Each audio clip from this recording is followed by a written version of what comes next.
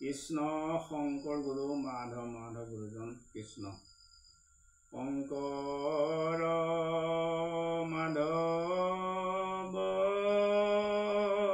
অভেদ ঈশ্বৰ গুৰু নাহি দ্বৈত পৰে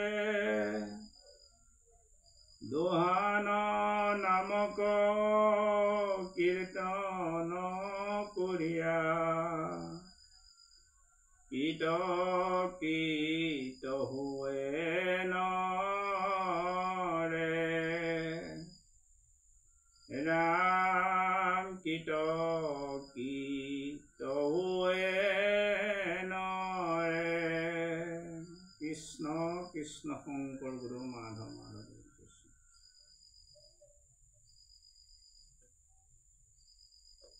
কৃষ্ণ মাধৱ গুৰুজনা লখিমপুৰ জিলাৰ নাৰায়ণপুৰত গোবিন্দগিৰিৰ ভূঞা পিতৃ মনোৰমাৰ মাতৃৰ গৰ্ভত 1489 চনত তেওঁ জন্মগ্ৰহণ কৰিছিল।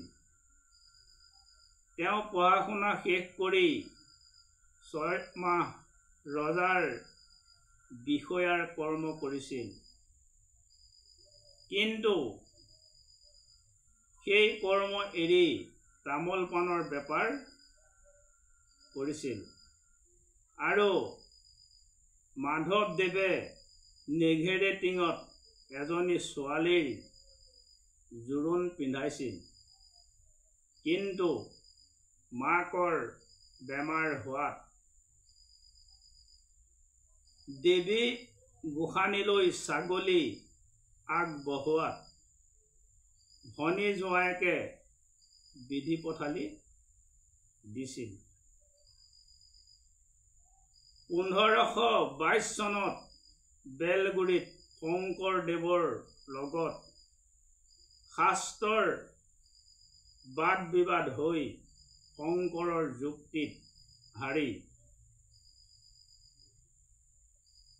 শংকৰৰ ওচৰত শৰণ লৈছিল আৰু জোৰোণ পিন্ধোৱা কইনাক এৰি জীৱনটো ধৰ্মত উচৰ্গা কৰিছিল। তেতিয়াৰ পৰাই মাধৱদেৱ শংকৰৰ প্ৰপন্ন শিষ্য হয়। 1568 চনত শংকৰে মাধৱক গুৰুৰ উত্তৰাধিকাৰী পাতে। তেতিয়া মাধৱে সুন্দৰী দিয়াত স্থান সত্ৰ পাতি নাম ধৰ্মৰ প্ৰচাৰ কৰাৰ লগতে শাস্ত্ৰ ৰচনা আৰু নামঘোষা ৰত্নাৱলীৰ ভাঙনি কৰে। নামঘোষা ভাগ ইমান তত্ত্বগধুৰ কৰি প্ৰকাশ কৰিলে 3 ভাগত। প্ৰথম ভাগ হ'ল নাম ধৰ্মৰ বিষয়, দ্বিতীয় ভাগ হ'ল ঈশ্বৰৰ ওচৰত শৰণ আৰু তৃতীয়টো ভাগ হ'ল নাম প্ৰসংগ আৰু লগতে নামঘোষা ভাগত সকলো শাস্ত্ৰৰ তত্ত্ব আনি ভকত সকললৈ দীৰ্ঘদিনীয়াকৈ ভকতিৰ প্ৰেৰণা বিয়পাই চলে। মাধৱদেৱে নামঘোষা ভাগতেই ঈশ্বৰক ভক্তি কৰি জ্ঞানৰ কৰ্মৰ ঈশ্বৰৰ লাভৰ এখনি মৌচাক সৃষ্টি কৰিলে। এই মৌচাকতেই ঈশ্বৰ সৎগুণ নে নিৰ্গুণ, সাকাৰ নে নিকাৰ আৰু জীৱ জগতৰ লগত ভগৱন্তৰ কি সম্পৰ্ক সকলো পোৱা যায়। গতিকে নাম ধৰ্মৰ নাম ঘোষা সুৰৰ ভঁৰাল। কাৰণ অতি সুন্দৰকৈ সুৰেৰে ঈশ্বৰক প্ৰাৰ্থনা কৰি নৰই কৃতাৰ্থ হয়।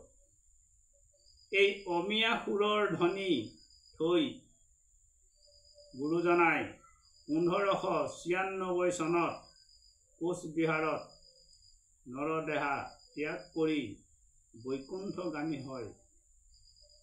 কৃষ্ণ সেয়েহে সেই বাপসমূহ আপোনালোকৰ আগলৈ গুৰুজনাৰ জন্ম লীলা আৰু বৈকুণ্ঠ প্ৰয়াণৰ দুআষাৰমান প্ৰকাশ কৰা হ'ল। ইয়াতেই বহু আৰু প্ৰকাশ কৰিবলগীয়া থাকিল।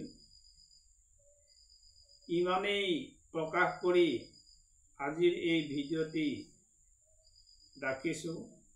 আপোনালোকে যদি সঁহাৰি জনাই পিছৰ ভিডিঅ' আগবঢ়াবলৈ নথৈ আনন্দিত হ'ম। কৃষ্ণ কৃষ্ণ। মনুষ্য জনম লভিবাৰ ফল শ্ৰৱণ কীৰ্তন মাত্ৰ।